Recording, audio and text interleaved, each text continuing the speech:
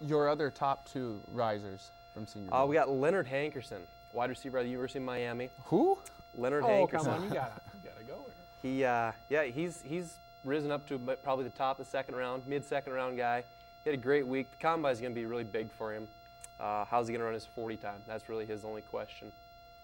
And finally, Cameron Jordan, defensive end out of Cal, a guy that was, coming into the week, he was a first-round prospect, but he dominated all week. He's going to be a top 15 pick as a 3-4 defensive end.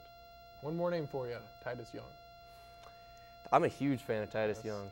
I think a lot of people He's are. a guy, I like him. he's kind of they call him a poor man's Deshaun Jackson. He is the wide receiver from Boise State. We should just point out for those of you who Yes. don't know who Titus Young is. He's basically Deshaun Jackson, but not quite as much speed. Mike Wallace, but not as much speed. And not as much excessive celebration either. No, I'm a huge fan of him. I think he's a late first, early second round guy. But just watching clips, highlights of this guy, he's electric. Real deal. Returning kicks, returning punts, deep threat. Yeah, he's a great player.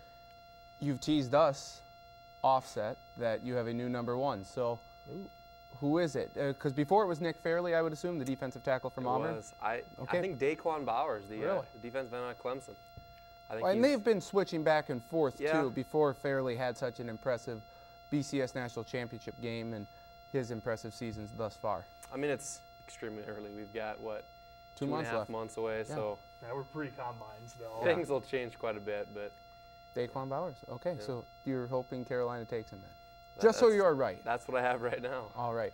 Well, folks, he is going to be with us up through the draft. We will have a special draft show in which Blake Day will be the star. Yeah, it's the Blake Day show. It pretty much is. So we'll be talking about the NFL draft and the combine all throughout, well, leading up until the draft. So we have plenty of stuff. Movers, either rising or falling in the draft. When we return to the Sports Lounge, we will be talking about the NFL. Was the Super Bowl on Sunday the last game that will be played for quite some time?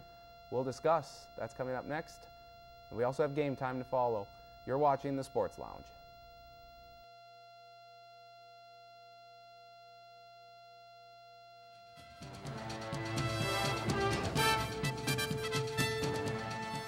And welcome back to the Sports Lounge. I'm Nathan Stacken. We are now going to be spending some time talking about whether or not the Super Bowl was the last NFL game we will see for a while. The collective bargaining agreement between the NFL and the NFL Players Association is set to expire March 3rd at 11:59 p.m. Eastern Time. So basically, March 4th is when the owners will decide whether or not to lock out the players should a new deal not be reached. Given the popularity of the game, and we won't go into the legal jargon for you because there's a lot that we don't understand. There's probably a lot that would be just best explained by a lawyer or someone else like that. So why don't we just get into the ramifications of what will happen if the NFL and the NFL Players Association cannot reach a deal by March 4th. Well, I don't think the big deal is March 4th. I think the big deal is, as soon as the draft comes and into the summer. I think there's got to be a set date here, early summer, where if nothing gets done, then I think you should worry. Yeah, I don't think there won't be a lockout. In the season, there's going to be football. Things are too good right now to let it, get screwed up. But I think, the draft will still come. But if there's not a new CBA in place, there's no free agency, there's no trades during the draft, and you can't sign undrafted free agents. They can't be signed. So that's the big thing is there's no free agency. It always comes before the draft. Without any CBA in place, the draft will be first, but you can't trade any players, during the draft. So that's the biggest issue I think really right now. Yeah, I wouldn't be surprised if they don't have a deal in place by March 4th, but I'm sure they'll have one before the draft. And if not before the draft, it'll be shortly after. They make so much money off the NFL, they're not going to kill the golden goose that's paying them. Well, and that's the thing. The popularity of the sport is so high right now. It's probably the highest it's ever been. We've seen it in TV ratings this year in terms of attendance. It's just been astronomical for the NFL, how much they're dominating the next leading sport, which is probably baseball. Right? I don't think the NBA's there, for sure not the NHL, but we saw the damage that a lockout can do to a sport like the NHL. Given the fact, though, that the NFL is so popular, should they have a lockout and eventually they will get a new collective bargaining agreement done, but how damaging would it be for the NFL?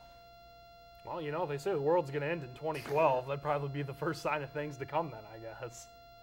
But it would be bad. I mean, I think they would overcome it. I don't think it would hurt them, you know, long-term, 5 or 10 years down the road, but I think it would be bad for the first couple years or so. I think there'd be a lot of angry fans. Yeah, I agree. I mean, I don't think it'll be as bad as the NHL, you know, when football did come back on. But, I mean, yeah, there's going to be some people that are going to be really upset, and, you know, you'd probably lose a few fans out of it, but, you know, I don't think it'll be anything major, honestly. Let's say there is a lockout, they lose a couple games or whatever. I think college football would benefit the most from that, because that would be the only football around. And I think it would be great for them if the NFL, you know, was not out there. A couple of the major sticking points, and there's a lot that the players and the owners don't like in terms of revenue sharing and everything like that. But the NFL and the owners are pushing 18 games. The players are adamant that they don't want that without severe or much bigger compensation in terms of health care and a bigger slice of the pie in terms of revenue sharing. Also, a rookie wage scale. What are your thoughts on those? Are we going to see 18 games in this new CBA? I really hope we don't. I think 18 games could really be bad in the long term. And that's cutting 2 preseason games, we should add. Yeah. But okay. Well, go ahead. Let's, in all these preseason games, there's 4 of them, and people hate them. But if you're a guy waiting for a shot, I mean, how are you going to make that in 2 preseason games? That's exactly when the starters are probably going to play at least 3 quarters in these. Well, to be fair, I think the coaches have decided who's going to make the team and not make the team. But you can have a guy make an impression or make a play. And that's going to cut out some mini camp performances, some OTAs. That's not going to help team. You know, who's going to discover the next Tom Brady or someone like that? So that's going to be tough. I don't know where Goodell's getting the fact that all the fans are saying they want more NFL. I like 16 games. I like the 4 preseason. I think it should stay there. I agree. There will be an 18-game schedule, though. I mean, that's what the owners want out of this deal, and I think it'll happen. I think the players will end up with a second bye week in there. I don't like it. You're extending the season into 2. No, I completely agree with you. But that's the big thing for the owners. The thing to keep in mind is if there is a lockout during the summer, the players get nothing. They don't get paid. They don't get any health care. But the owners, they still collect when their they'll money. They have to reach a middle point. As much as I'm sure everyone's against an 18-game schedule, I mean, if they do it, there's a lot of things they need to take care of, too. Like you said, they're going to have to add an extra bye week. I think they're going to have to expand the rosters significantly, too, and do things like that. Otherwise, you're going to have teams that are going to be down to 30 players by the end of the season. 2 quick points. Everyone thought when the NCAA tournament was going to expand to 96 teams. It came out 68. It's an expansion of 3 teams. I think everyone's okay with that. Hopefully we see the NFL and the owners come to their senses, go 16 games.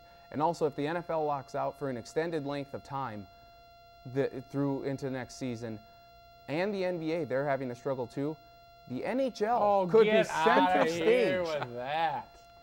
And they're in the TV deal, so ESPN, get the NHL back on. We'll see about that. I got a question, real quick. How did they even have a lockout since their off season? What is it? 20 hours off season they have?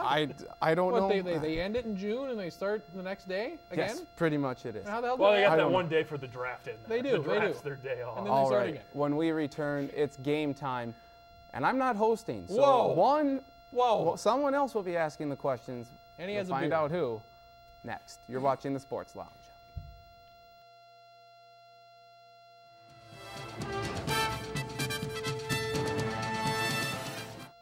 Welcome back to the Sports Lounge. I am standing for once, and Stacken is over there in my seat. I will be hosting the game time from now on. We'll have a little twist here at the end of game time. We'll have a trophy presentation for the winner, something a little different. Hope you like it. But we have the true-false cards out. First question, Aaron Rodgers will win another Super Bowl.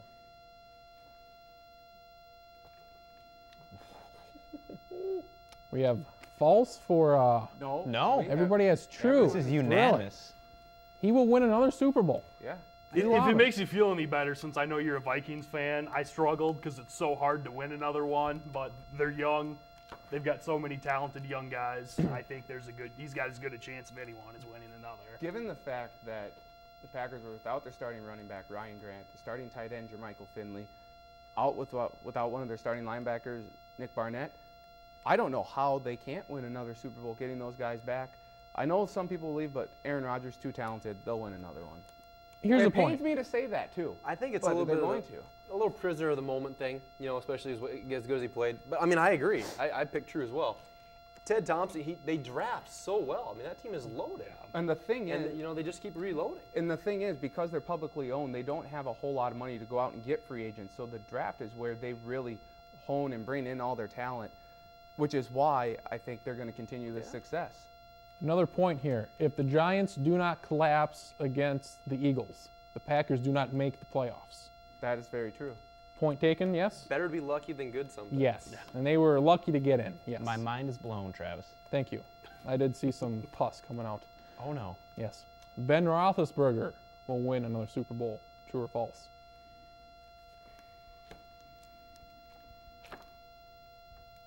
True. Drew Amon says false. Will he get to one? Will he get to another one? Well, I don't know. It's really hard to make a Super Bowl. Pittsburgh has made a habit of getting there. But even still, in their history, they've only made, how many Super Bowls? 8? 7? Was that their 8th? I think this was their 8th one. Yeah. 5 and 2. And that's, now you're talking about one of the most successful franchises in the NFL, and yet they only made 8 Super Bowls. It's so difficult. It's 8 out of 45. So many things have to go right. And I think 2 years ago that was the case for them, and then the case before them when they were the 6th seed. It's really difficult to win Super Bowls. Now I think Aaron Rodgers will win another Super Bowl, but Roethlisberger has 2.